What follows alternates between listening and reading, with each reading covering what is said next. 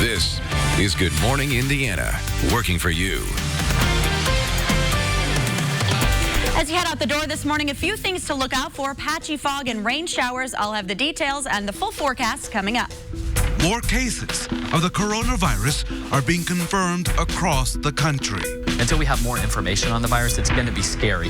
We're working for you, breaking down the difference between COVID-19 and the flu. And lots of people are stocking up on things they think will protect them from the coronavirus. This morning, the message pharmacists want you to hear so you don't waste your money. Hiring Hoosiers is looking at the unique way Hamilton County students are growing ideas. Our Kelsey Anderson shows us how the workspace serves as a training ground for the quickly changing workforce.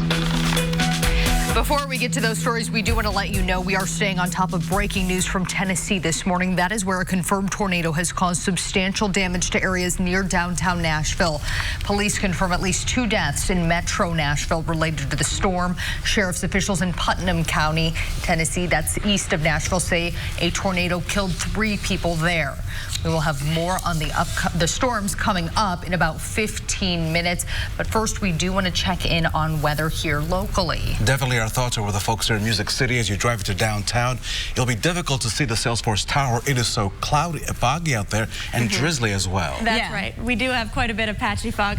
Sorry, I interrupted you. That's okay. You're good. Go ahead, girl. Alyssa, good morning. Good morning. Good morning. So we do have that patchy fog across the area and also some showers as well. But I want to show you just to the south of us, we do have quite a bit of activity going on where we did have those tornadoes move through. Nashville still under that tornado watch this morning. We also have flash flood watches and warnings, as well as severe thunderstorm watches and warnings across that area. Now, that system is also impacting us. Of course, we're on the tail end, so we're not seeing nearly what they've seen overnight. We did see some rumbles of thunder, but a lot of that activity has subsided. We're just left with just a few pockets of lingering showers. The heaviest pockets right now are just to the north of Muncie. So as you head out this morning, we're going to continue to see maybe a spot shower. We could see a brief heavy downpour at times as well. And as Raphael said, hard to see outside this morning. We have developed a lot of moisture in the air as the system moved through, so we do have that visibility down. As patchy fog has developed, we're down to just 2 miles of visibility in Indianapolis, 1.5 miles up in Fort Wayne. That will start burning off, though, in the next few hours here as the sun rises,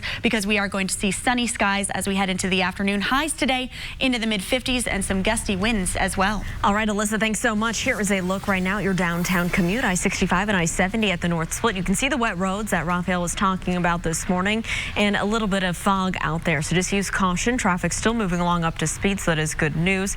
Let's take a look right now at our traffic now maps. Planning out your drive here on I-74. This is an area we saw a lot of reduced visibility earlier today, so use caution from Acton Road to I-465. It's a quick 5-minute drive westbound. The only crash I'm monitoring this morning on your roads is on the south side on westbound I-465 near US 31 East Street. We'll monitor that and keep you updated this morning.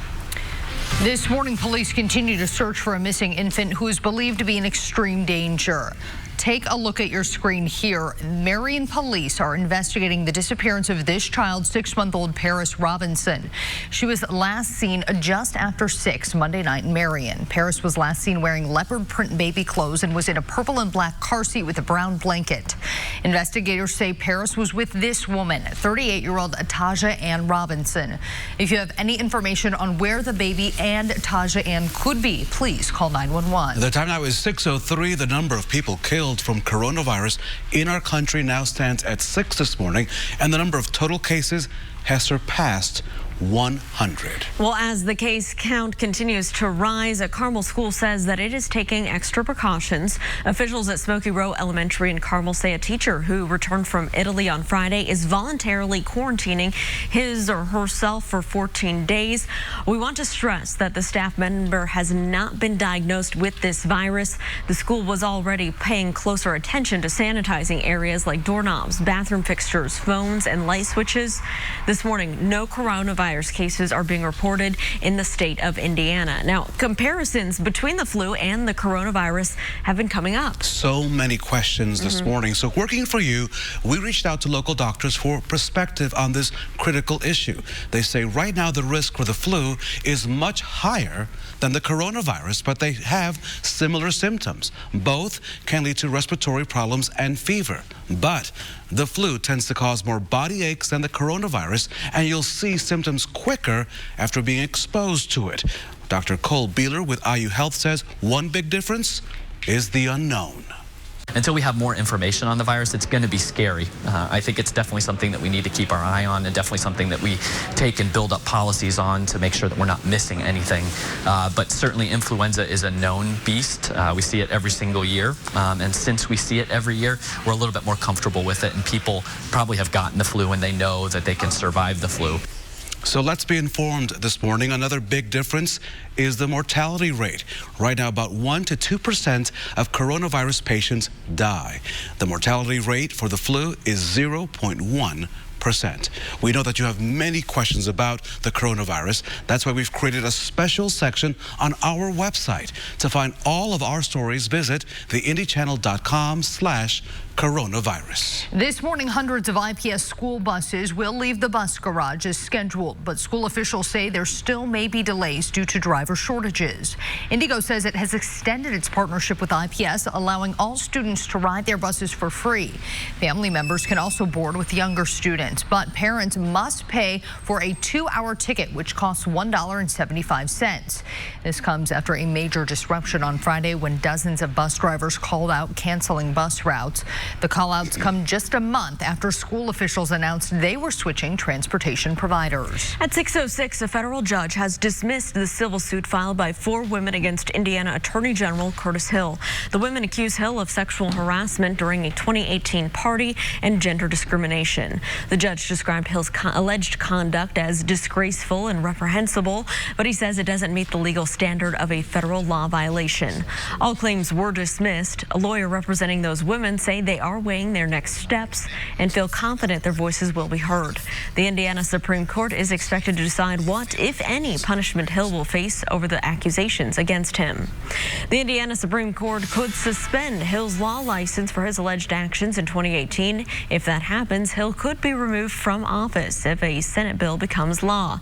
The Indiana House voted today to amend an election bill to create new qualifications for an Indiana Attorney General. One of those is a requirement that their license not be suspended for 30 days within the last 5 years. If that happens during a term, the office would be vacated and the governor would pick a replacement.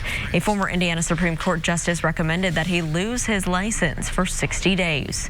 The AG's office responded to that amendment saying, quote, "This raises some legal concerns and this kind of rushed proposal lacks transparency and leaves no opportunity for public input," end quote. It is time for Hiring Hoosiers. RTV6's focus on linking you with skills, resources, and jobs, showing you how education can also lead to career success. A unique program at Westfield High School is not only allowing students to be creative, but possibly find their own career path. Our Kelsey Anderson joins us live this morning with how exactly this program works. Kelsey, good morning. Hey, good morning. So right now I'm in the Idea Farm at Westfield High School, and normally it's filled with students, but right now Instructor Joel Bruns is here and he has helped students use laser printers, 3D printers, and basically anything a student may need to create cage-free ideas. The Idea Farm is a maker space for all students in Westfield to come and make something. It can be made from wood, plastic, fabric, and even computer code. Basically, any idea a student may have can be made right here. While it is a place for students to be creative, it's also teaching them to embrace new technologies, something innovative specialist Joel Brunn says is important because the workforce today is a lot different than in years past.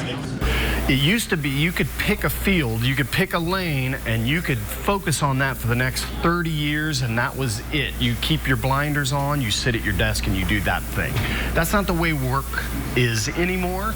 You're asked to be much more of a generalist in the workforce. You're asked to be creative in almost every field. Brunn says he hopes that other schools will pick up this model because the traditional classroom isn't always the best learning environment for every student. Coming up in the next half hour, hear from a student who changed his career path because of the 3D printer, and now he's going on to pursue something totally different. For now, I'll send it back to you guys in the studio. Kelsey, looking forward to hearing what that is. Thank you. The Pacers are now on a 4-game winning streak after beating the San Antonio Spurs last night. Indiana played without Victor Oladipo, who was sitting on the bench with a swollen right knee. The Pacers led the game into the second half, but the Spurs took a 4-point lead with 7 minutes left in the game. Indiana mustered a late rally to get the win, 116-111. Next up, the Pacers will travel to Milwaukee for a match against the Bucks, who have the best record in the league. Back here in Indiana, boys high school basketball teams across the state preparing for sectional play. In Class 4A action, 5th-ranked Brownsburg will tip off against cross-county rival Avon. Meanwhile, top-ranked Lawrence Central will play number 2 Lawrence North tomorrow night in the second night of sectional action. We'll have all the highlights from night 1 for you tonight on the news at 11. A large tornado causes major damage in Nashville, Tennessee overnight. New at 6:15, we're getting a first look at the damage caused by that powerful storm. Alyssa. And we are seeing some remnants of that storm moving across central Indiana this morning. Most of us just getting some quick rainfall. As we head through the day, I'll tell you what to expect. We have some gusty winds and sunshine in the forecast. Those details coming up. Visible Dry Shampoo by Garnier, naturally. Welcome back. It is 6:13. Here is a live look at traffic over on the west side, where you can see traffic is picking up this morning. No delays to slow you down. As you can see, we do have the wet roads, so use caution as you're heading out there. The time now is 6:13. It is Super Tuesday. Voters in 14 states and the territory of American Samoa will head to the polls today. About a third of all pledged delegates are up for grabs. Yesterday, former candidates like Pete Buttigieg and Senator Amy Klobuchar of Minnesota and Beto O'Rourke of Texas formally endorsed Joe Biden for president.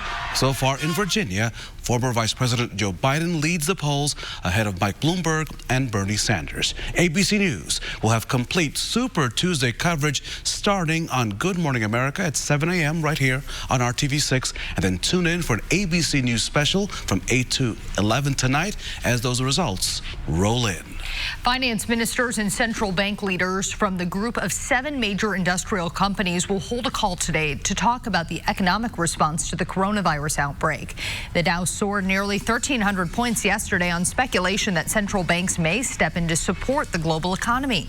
Justices on the U.S. Supreme Court today will hear arguments on whether the Consumer Financial Protection Bureau is unconstitutional. The agency was created after the 2008 financial crisis.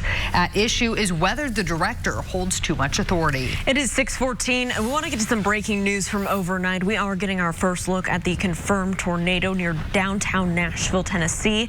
A National Weather Service meteorologist captured this video of the storm just after 1 o'clock Central Time. Our Scripps station in Nashville, WTVF, reports at least 40 structure collapses and at least 2 deaths in East Nashville. Putnam County officials in East Tennessee report 3 tornado-related deaths. The number of injuries has not been released at this time. Schools in Metro Nashville were forced to close today so officials can survey the damage to the number of buildings in the area. Residents say they're trying to come to terms with the things happening there this morning. We woke up and we heard it going, and it was right by our window. We just went to the bathtub. That's pretty much it. But I would be evacuated for a gas leak. It's surreal. I feel like I'm in a movie. This is so sad. Well, Tennessee is one of 14 states taking part in Super Tuesday. Officials say they do not plan to cancel voting. This isn't the first time Nashville has taken a direct hit from a tornado. A storm moving through downtown Nashville produced a tornado back on April 16th, 1998.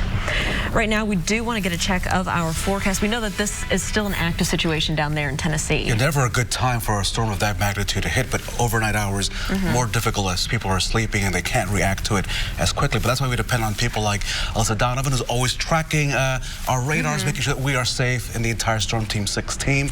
What's going on today? Yeah, and you know what? This is a really good reminder that we are getting into severe weather season. It's a good time to get your Storm Shield app so that you are prepared. So while we didn't have that severe storms in Indiana today or overnight last night, it is potential because we are into that season. So I want to show you that on the radar, Nashville is starting to become in the clear. We had a tornado watch in effect just until about the past 10 minutes or so. That has been allowed to expire. They still could see maybe a few lightning strikes and quick showers across that area, but the severe threat is gone for that area right now. As we head through the day, we are seeing a few lingering showers across Indiana. That is just remnants from that system, that low pressure that's moved across the Midwest this morning. Most of that has moved off to the east. We do have just a few pockets of showers to the north. These pockets also producing quick, heavy downpours at times, but looks like the thunderstorm activity that you may have heard overnight last night has come to an end as that convection has subsided. So you can't rule out seeing maybe a quick shower yet this morning, but for the most part, we are in the clear. So as that low pressure system moves out, it's going to bring the clouds with it.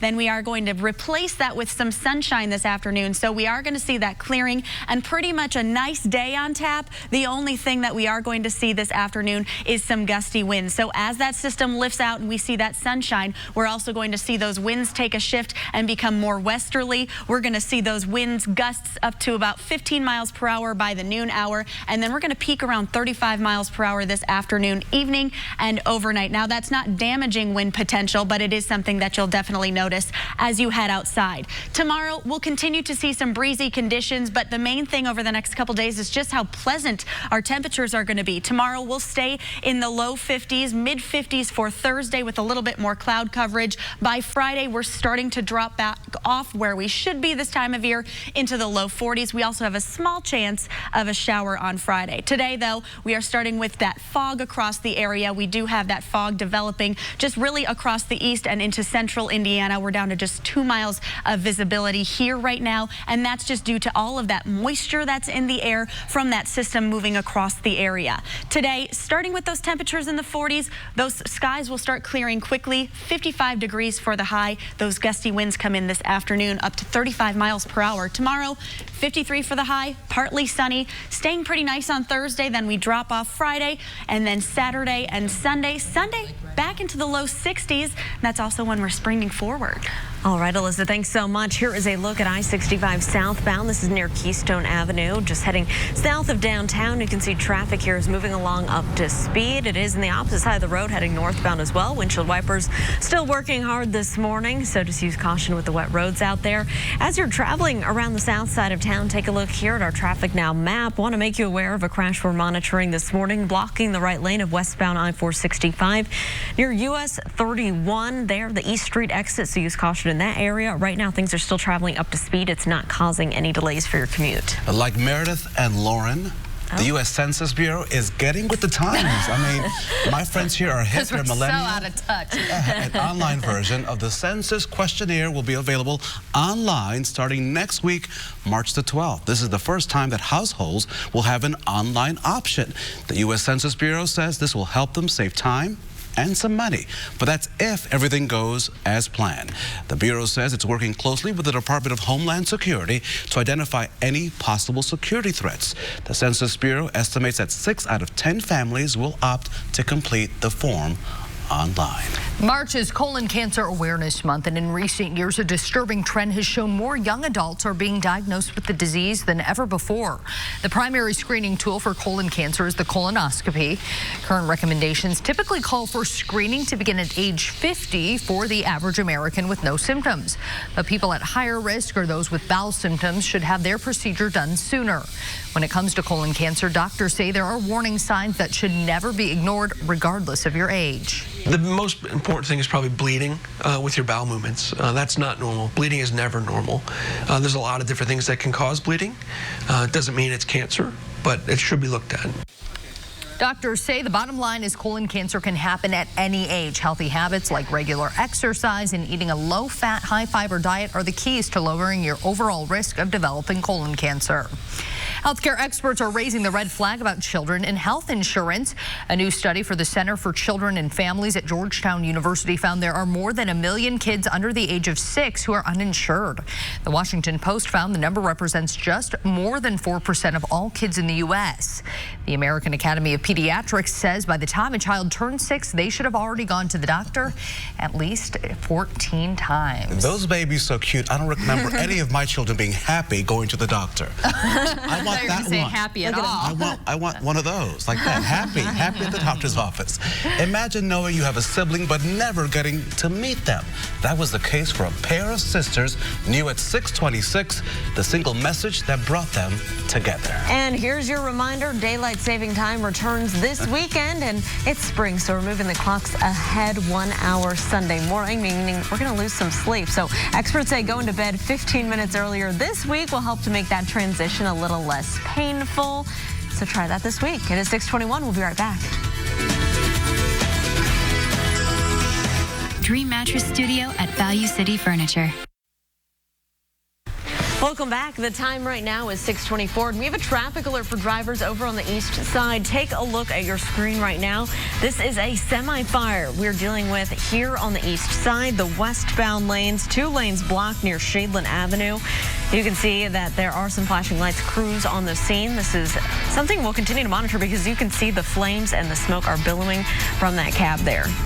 The time now is 6:24, now trending at 6. So in the commercial break, these ladies are the best storytellers. You guys are awesome. Thank you. We always do that. But can you beat this one? This one. A New Hampshire man has quite the story to tell. Thomas Knight, he reeled in this record-setting trout last week. The fish weighing nearly 38 pounds. That's as big as my head, I think. The New Hampshire Fish and Game Wildlife Department confirmed the record. Officials say it is the largest trout caught in all of New England. That thing is as big as me. That's like a dog. Better late than never. The so-called Leaning Tower of Dallas is no more. It took a week, but the 11-story structure collapsed Monday. The initial implosion wasn't able to bring the building down, and neither was a wrecking ball. Yeah, because it was as big as an M&M. Opinions about the tower were mixed. Some saw it as an eyesore. Others admired the ability to take a stand. That's pretty cool. So 2 long-lost sisters. They met each other for the first time after nearly 60 years apart. Gail Presnicki knew her mother had given up a baby for adoption, but she never had any luck finding her sister until this January when she got a message from her sister Carolyn. Carolyn lives in Boston and flew to Charlotte on Monday, and they wrapped arms around each other for the very first time. That's so cool. Looking back at some old family photos. I want to know how they found each other. If it was, you know, maybe through one of those 23andMe or Ancestry or something like that. But that's so great, and I'm sure they have a lot of catching up to do. Yes. We want to get you caught up on our weather, though, for this Tuesday morning. Started our morning with some rainfall, but that's moving out. Yeah, so that's the good news, is we are leaving with a much better day ahead. We're starting with just a few lingering showers. Most of that is really moving out of the area. We do have a little bit of fog around the area as well, just patchy and starting to develop mostly to the north and east, and that visibility down to just around 2 miles an hour. By this afternoon, we're going to see some breezy winds come in. Temperatures today climbing into the mid-50s, so it is going to be a nice day besides those gusty winds. Those will peak around 35 miles per hour this afternoon, and we will see some sunshine as well. Alyssa, thank you. The coronavirus continues to make headlines this morning, and we want to make sure that you are prepared. Pharmacists are passing along a message to help keep you and your family and others as healthy as possible. John Matteries has more. First, it was face masks that disappeared after a run on stores by nervous consumers. Now it's hand sanitizer and wipes. And pharmacists are asking people to please stop hoarding. Completely unnecessary to buy them all. Those, if you want to have one on hand, that's a good idea to have, but it's not necessary to buy all of them. Pharmacist Troy Stinson says they ran out of masks weeks ago, but now hand sanitizer is running low. We couldn't find a single bottle of Purell left in this Walgreens store. But that's what we're seeing at some supermarkets, Sam's Clubs, and Costco's. A Walmart spokesman tells us they are resupplying, saying we're working with suppliers to understand and mitigate any supply chain disruptions. Providing customers with the products they need remains our focus. But it's a lot tougher when people are hoarding. A few bottles of hand sanitizer is a great idea. Stashing enough for a small army in your home, though, is selfish. So think of others and don't waste your money. I'm John Matteries. Good morning, Indiana. John, thank you. Well, Apple will have to pay up to $500 million to settle a lawsuit that says it purposely slowed down old iPhones. That means if you bought an iPhone 6 or 7 before 2017, you could get a little cash back. Under the deal, these customers will get up to $25 per device. 3 years ago, Apple admitted to using software updates to slow down older phones so customers would be more likely to buy new ones. If you owned one of the eligible phones, you'll have to file a settlement claim to get back that cash. This is Good Morning Indiana, working for you. Now on Good Morning Indiana on this Tuesday morning, here's a look at your 6:30 news feed. This morning, hundreds of IPS school buses will leave the garage as scheduled, but school officials say there still may be some delays due to driver shortages. Some drivers are still not reporting to work just 1 month after the IPS school board announced it was outsourcing its transportation division. Russell Taylor, the former head of Jared Fogel's Jared Foundation, will get a new trial after a judge overturned his conviction.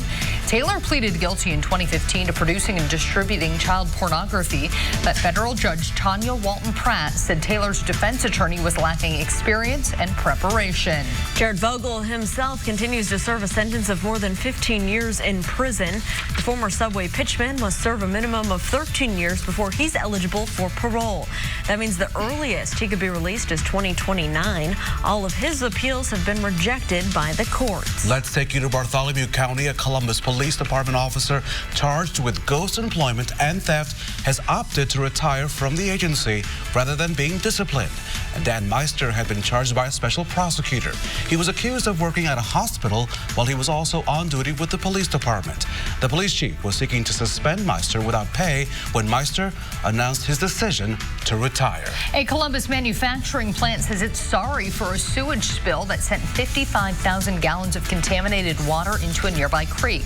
NTN Drive Shaft says it's working with the Indiana Department of Environmental Management to clean up as best as possible. The department says the contamination was caused by a broken fire water main inside the plant.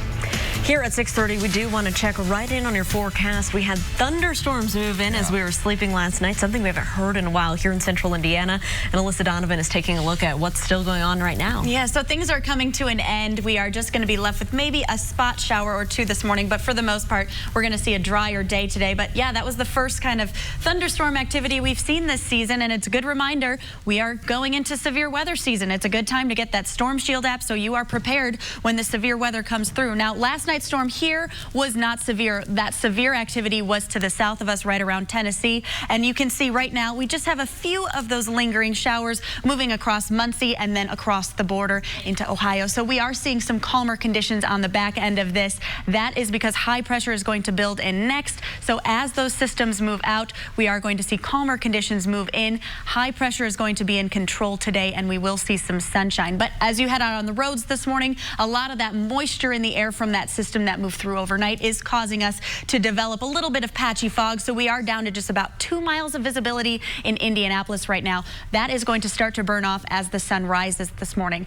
This afternoon, those wind gusts are going to peak about 35 miles per hour. So that's really the big story today as we head into the afternoon. We'll see sunshine and warm conditions, but we are going to see some gusty winds as well. Highs today in the mid-50s. Alyssa, I want to get to breaking news right now in the traffic department. Take a look here at this camera. We showed you that small fire that was under the semi just moments ago, and now that has erupted. We have black billowing smoke from that cab. This is westbound I-70 at Shadeland Avenue. Again, this is over on the east side of town.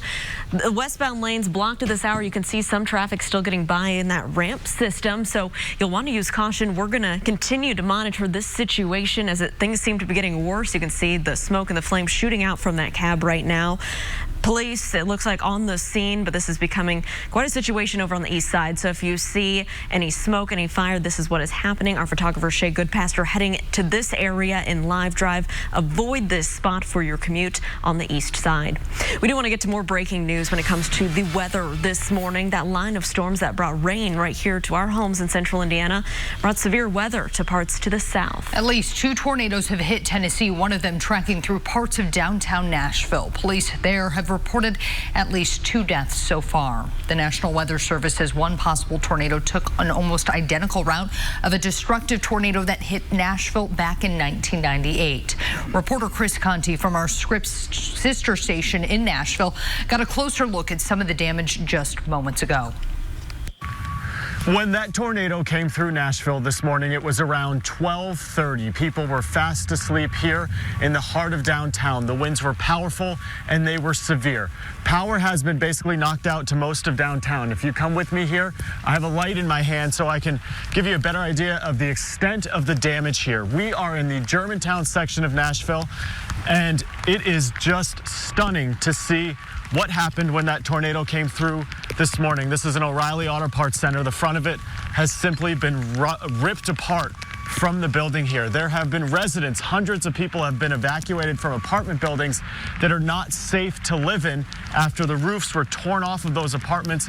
Folks just standing around in disbelief. The saddest news is that there are fatalities after those tornadoes came through here in Nashville. As the rain is coming down once again, officials are working to get power lines shut off because it's a simply dangerous situation as they're trying to go door to door to look for people who may be trapped. There is also the smell of gas in the air as a lot of gas lines have ruptured. But again, these storms that came through Nashville this morning were deadly and folks were simply just caught off guard. In Nashville, I'm Chris Conti reporting. Chris, thank you so much. We can tell you 2 other tornadoes were reported east of Nashville this morning. One was reported in Mount Juliet, Tennessee, just east of Nashville. There were no immediate reports of injuries or deaths there, but again, there was heavy damage to homes, businesses, and vehicles. And just east of Nashville in Putnam County, Tennessee, there was a tornado that caused at least 3 deaths, as we've told you earlier this morning. We will have much more on this developing story throughout the morning right here on RTV6. Those storms could impact voting in Tennessee today. It is one of 14 states holding primaries or caucuses in the race for the White House on what is today known as Super Tuesday. The results will give a big boost to the Democrats seeking to challenge the president in the fall. ABC's Inés de la Cuetera reports on the key endorsement from the former mayor of South Bend. Just hours before the biggest contest of the primary season, Joe Biden getting a major boost. Pete Buttigieg and now Amy Klobuchar both dropping out of the race for president and endorsing the former vice president. But he will also govern with his heart. Biden emotional as he accepted Mayor Pete's endorsement. He reminds me of my son, Beau. Biden's landslide win in South Carolina reshaping the race. Former presidential candidate Beto O'Rourke also throwing his support behind him as the party's moderates seem ready to come together to stop Bernie Sanders from winning the nomination. Let's put forward somebody who's actually a Democrat. But Sanders undeterred. The political establishment is getting nervous. And they look at rallies like this at St. Paul, and they say, what's going on here? The Vermont senator drawing the biggest crowds of anyone in the race and arguing, Joe is a decent guy. He's just wrong with regard to his vision for the future.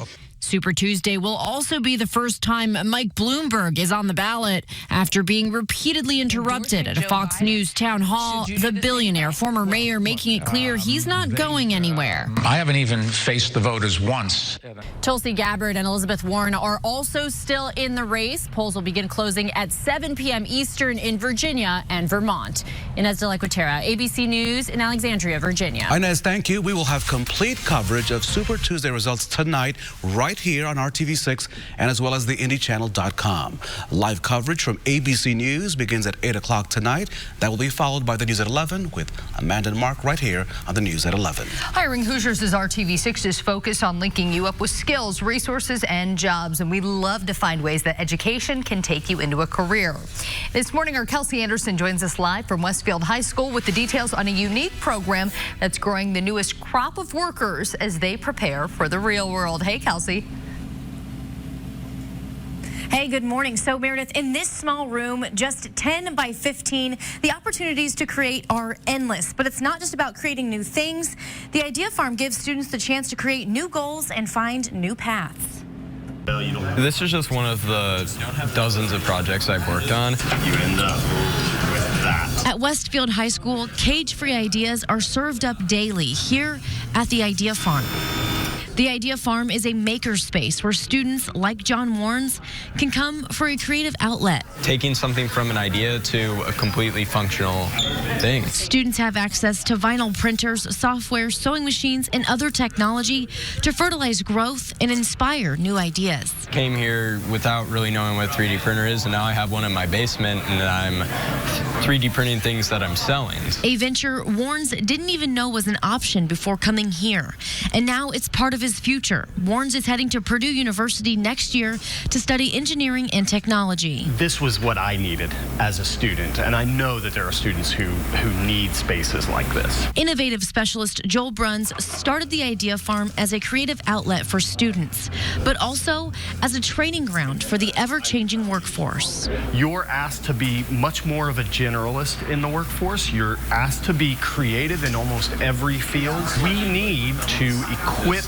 people who are ready for a workforce that is going to ask them to solve problems, to be creative, to use technology. Warnes feels like the Idea Farm cultivated a new path for him, and he believes every high school should give students a place like this. When you're given the opportunity to do things like learn how to use power tools or learn how to sew or learn how to use Adobe Illustrator, it really makes the possibilities endless, because having these just little life skills can be so important in the workforce and just daily life.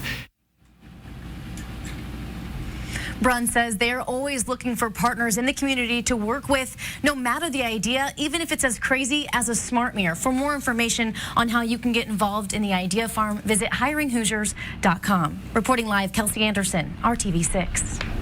Kelsey, thank you. The coronavirus is still spreading. More states reporting cases now. Coming up, while it's not been reported in Indiana, some Indiana doctors say they're tired of waiting for testing kits for that virus. It's 6:40. We'll be right back. You want the way you want at TomWood.com.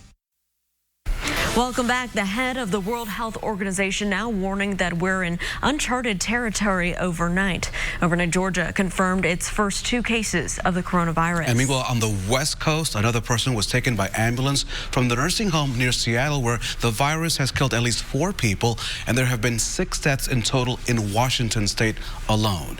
In New York, authorities are taking drastic steps to protect people on public transportation, sanitizing all subway stations and buses.